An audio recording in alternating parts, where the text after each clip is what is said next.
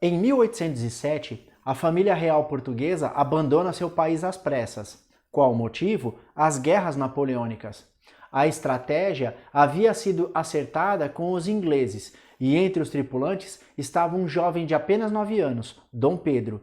O seu destino era o Brasil, então bora lá conferir essa história.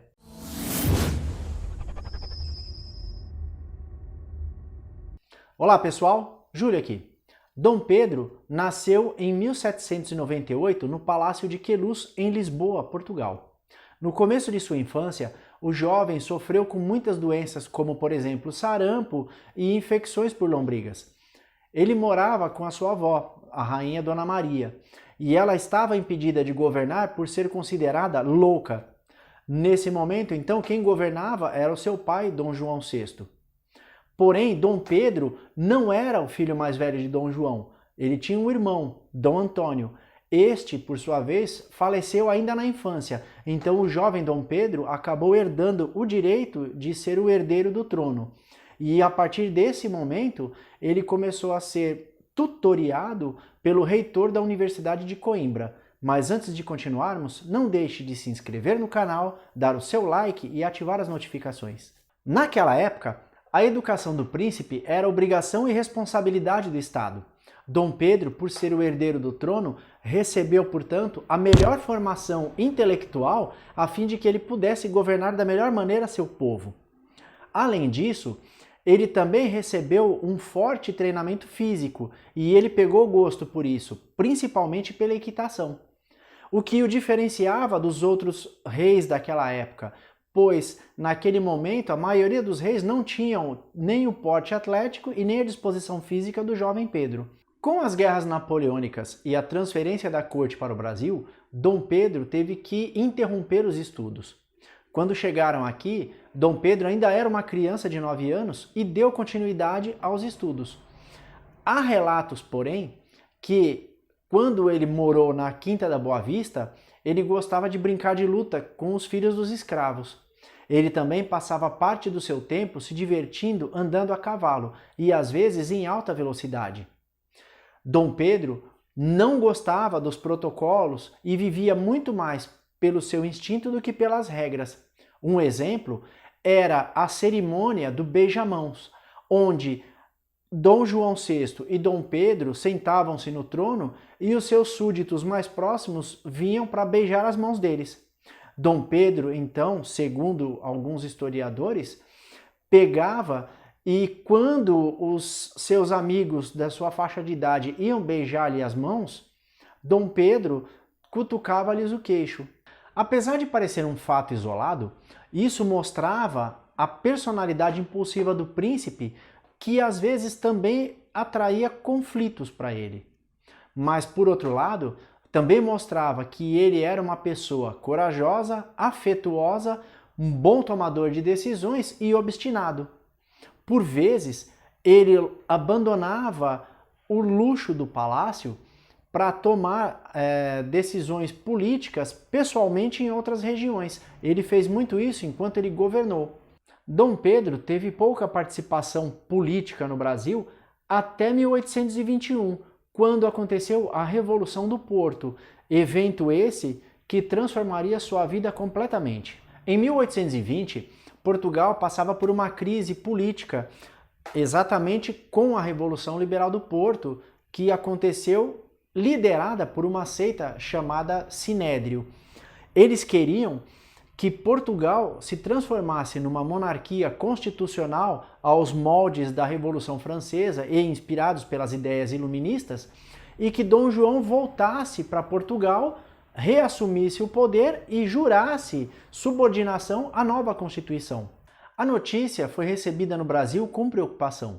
Os políticos locais discutiam se era viável ou não que Dom João acatasse essa decisão. Por outro lado, havia nele o receio de que a dinastia dos Braganças fosse deposta da mesma forma que aconteceu na França na Revolução Francesa. E a partir disso, ele abdicou de seu trono no Brasil em prol de seu filho Dom Pedro. E aí ele voltaria sozinho para Portugal, pois se acontecesse alguma coisa com ele, seu filho estaria protegido aqui. A ideia de Dom João era manter o governo brasileiro através de seu filho Dom Pedro, que também manteria a monarquia e a dinastia dos Braganças. O rei tinha consciência de que poderia haver tensões entre Portugal e Brasil e que poderia culminar na independência do Brasil, como aconteceu depois. O rei então foi cauteloso na sua volta para Portugal, rejeitando inclusive a ideia de levar toda a família para lá, até porque ele não sabia o que ele encontraria por lá. E a partir de então, Dom Pedro, com apenas 23 anos, assumiu o governo de um país que tinha dimensões continentais. A região norte do Brasil era muito mais próximo de Lisboa do que do Rio de Janeiro. Lembremos, portanto, que o Brasil era um projeto de nação em formação e ainda tinha muito que amadurecer. Os políticos entenderam a importância desse processo e viram que era imprescindível obterem o apoio do príncipe a fim de conseguirem mais autonomia ao Brasil. Só que nesse momento, Portugal estava num processo de redesenhar toda a sua estrutura política administrativa. E isso, eles criariam uma Assembleia Única que envolveria todos os políticos de Portugal, do Brasil, das colônias africanas e asiáticas e de Açores. Delegações de políticos brasileiros foram para Lisboa para participar do debate. Lá, eles reclamaram que foram maltratados pelos portugueses e sentiram que havia neles a vontade de recolonizar o Brasil. Esgotadas as tentativas de negociação entre brasileiros e portugueses, estes voltaram reclamando e pedindo para que o príncipe não obedecesse às ordens da corte e voltasse para Lisboa. Em janeiro de 1822, uma carta com mais de 8.000 assinaturas chegou até Dom Pedro pedindo para que ele ficasse.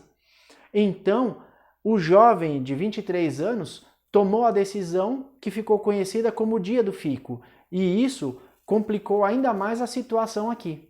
3 dias após o Dia do Fico, o Rio de Janeiro foi surpreendido com uma notícia de que tropas portuguesas haviam se rebelado contra o príncipe.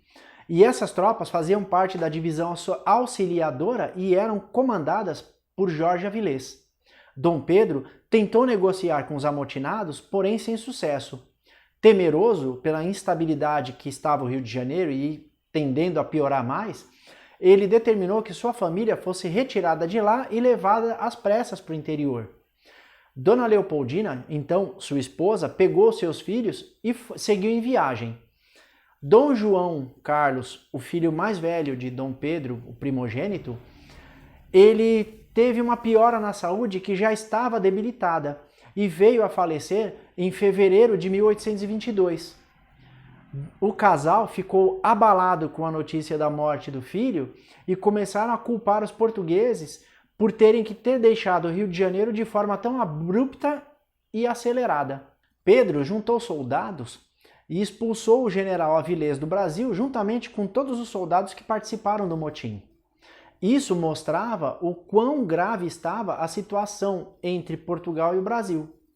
Frequentemente, os portugueses enviavam cartas cada vez mais agressivas a Dom Pedro e muitas vezes chamando-o de rapazote e de brasileiro, numa tentativa de diminuí-lo e até de afetar a autonomia do Brasil.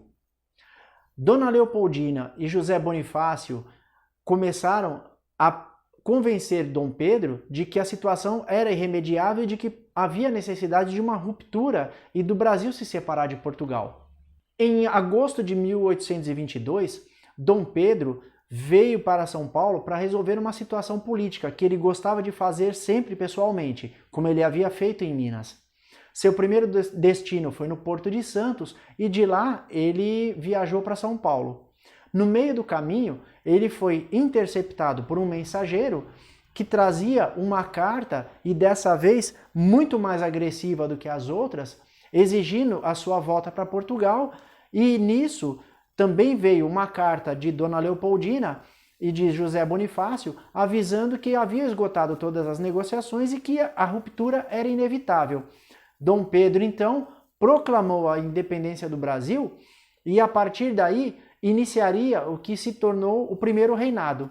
No próximo vídeo, continuaremos a história do que foi o primeiro reinado até a abdicação de Dom Pedro em prol de Dom Pedro II, a sua viagem e a guerra em Portugal e sua morte. Então, até lá!